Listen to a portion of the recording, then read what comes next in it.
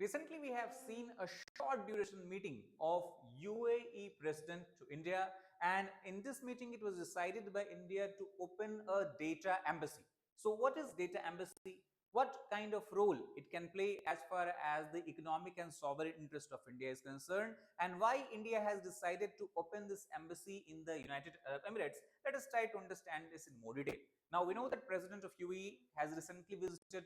He has carried out official visit to India. The visit was what we can call as a very short duration of nature, only couple of hours. Overall, they were engaged for around 3 hours as far as the bilateral discussion is concerned. And it is during this discussion, announcement of data embassy was made. Data embassy, if it is opened in United Arab Emirates, it would be first such embassy opened by India in any other country as such. Overall, they also have planned to develop mutually the digital infrastructure, as both countries are progressing rapidly on the path of rapid digitization, whether it is in the day-to-day life of citizens is concerned or the government to government or business to business interaction is concerned. It is believed that such kind of infrastructure, opening of data embassies, will further provide a depth to the strategic interest of both UAE and India, and both countries have been for long time a strategic partner as such. So the question that comes into mind is, what is data embassy? Now, embassy is something that we know is a sovereign territory of a country in some other country where its diplomats are working all the time to strengthen the bilateral relationship. Similarly, if we talk about the data embassy, it is an example of offshore digital infrastructure.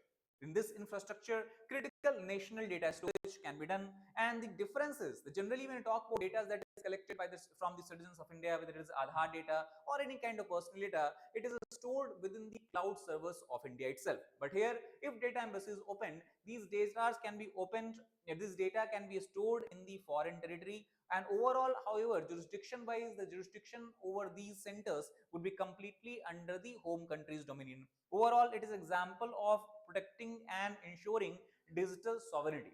To give you a basic example, simple example, suppose that when you talk about the important documents that you keep in the house, if some individual is keeping all the important documents, money and whatever you have in a single safe, and suppose that house catches a fire, in that case there is a very high risk of entire documents, money being burned away. But suppose that you have a locker somewhere else in some bank far away, then in that case, even if your house is under fire, your important documents will be basically safely stored as such. This is the overall we can say concept of data embassy.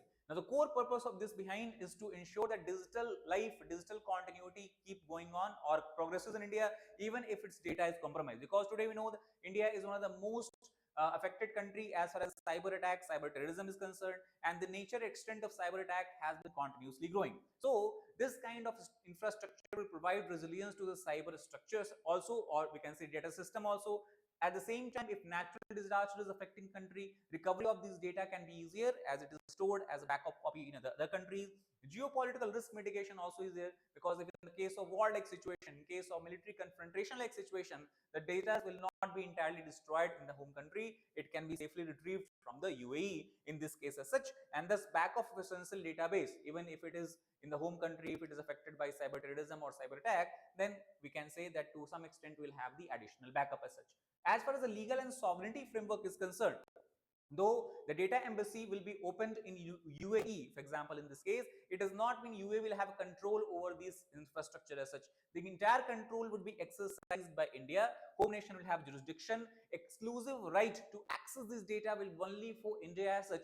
UAE just serving as a spot, or serving as we can call it, is providing a land where such kind of infrastructure is being developed as such. And thus, by ensuring it, it also can be ensured that though our data is stored in another country, it is inviolable in nature. Only government of India, on the basis of its domestic rules, laws and legislation, can access this data as such. Plus, at the same time, local laws of UAE, if it comes up with some data laws, it would not be applicable on the data embassy of India.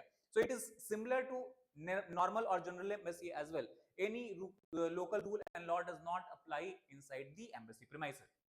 As far as India UAE arrangement is concerned, mutual data center opening has been decided by both countries. UAE in the future can also determine that which region it would choose to open its data embassy as such. So to some extent, we can say it is an example of reciprocal hosting, where India's data embassy would be in UAE and UAE's embassy would be in India as such. So this is a reflection of highest degree of trust a country can have on other. And this kind of decision by the government to choose UAE clearly reflects the strategic partnership, how much importance India attaches to it, and also it is example of high level political confidence. It is not only confidence is being enjoyed due to the stronger trade ties, economic ties, but to some extent it also shows the political confidence is very high as far as the leaders of both countries are concerned. Long-term digital cooperation, because again data embassy is not something which you can open for short-term basis when you're not sure about future. Such a decision is taken after taking into consideration the long-term evolution of relationship, and that obviously puts the entire bilateral relationship in a very, very positive light as such. Type of data that would be covered here is national importance related data, strategic digital assets, financial databases, public records. Example we have discussed Aadhaar related data, government critical systems. It means those systems which are very essential if government want to keep continuing running as such. So ministry related data and all these would be backed up in these data agencies or data embassies. Now, the question is that whether India is going to become the first country to open the data embassy, and the answer is no. It has been tried before also. For example, Estonia, a Baltic country in Europe, it has basically set up a data embassy in Luxembourg in year 2017 as such. So this was the world's first data embassy. This is very, very important from this perspective. World's first data embassy was opened by Estonia in Luxembourg. Similarly, Monaco also has established its e-embassy in 2021, but overall this is still seeing a limited global adoption. And the reason behind this is very clear. For this to work, a country need to have a very high degree of faith in other country where it wants to open a data embassy, because a lot of critical, strategic, important data, sensitive data would be stored in that country's territory as such. So experimental governance model, this is being seen by few countries, but if India opens it, it would be the first data embassy of India obviously, and also some of the largest country, we can say both India, UAE are so large countries, they would become first time, they would actually be involved first time in such kind of data embassy like structures. India's policy framework, if you look in 23-24 union budget has proposed the data embassies should be facilitated by the government of India, and the objective behind this is simple: to have a seamless digital transfer as such. This also will improve digital cooperation, because as we talk about UAE, already we know that a lot of the payment channels are there, they are being accepted in UAE. For example, if we talk about the Bharat Pay, that is being accepted there, Paytm is being accepted there. So to some extent, international cooperation, especially with UAE in the field of digitization, is seen to a great extent, and overall there is assurance of this kind of model being continued as such.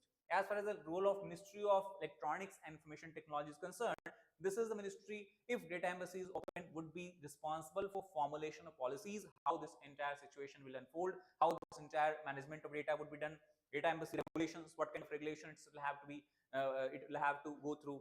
Diplomatic immunity concept will be applied here, because if you know that, if you talk about current embassy of India, wherever it is in the world, if anything is inside the embassy premises, the local countries and local government's rule does not apply. So immunity based concept we see there as well. Sovereignty safeguard we see there also.